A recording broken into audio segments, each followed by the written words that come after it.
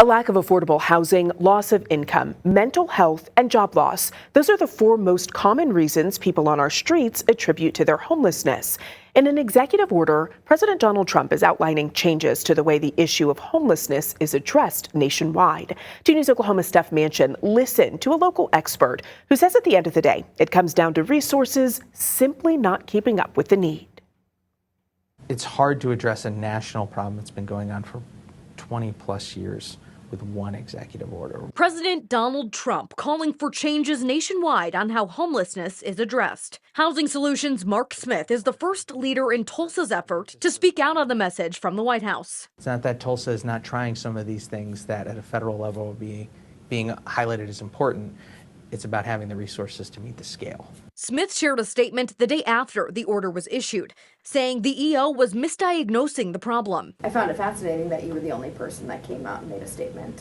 Because I think, when you have a big statement like this and people want to know what it means, again, I think hearing some of the themes of the executive order are things that are already happening in our community. It was really important to make sure members of the public know. The issue most concerning to Smith was that housing didn't seem to be a big focus of the order. There is a clear connection between housing and homelessness. And if we're not addressing the housing piece, are we addressing one of the core drivers? President Trump also asking the Attorney General to explore involuntary detention for those dealing with mental health issues. Smith explains this can't happen overnight, that implementing something like this would have to play out through the legal system. But the question is it attainable? So you need to have a place for those people to live. You need a bed.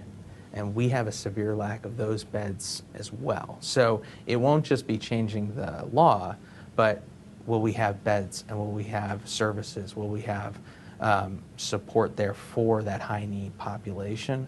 We don't have it currently. More than the beds, as homelessness persists, Tulsa's leaders can only do so much with the funding they have, especially, as Smith points out, amid funding cuts. Something that I hope that as at the federal government level, they're putting a priority on this. They're understanding that there's going to have to be resources invested.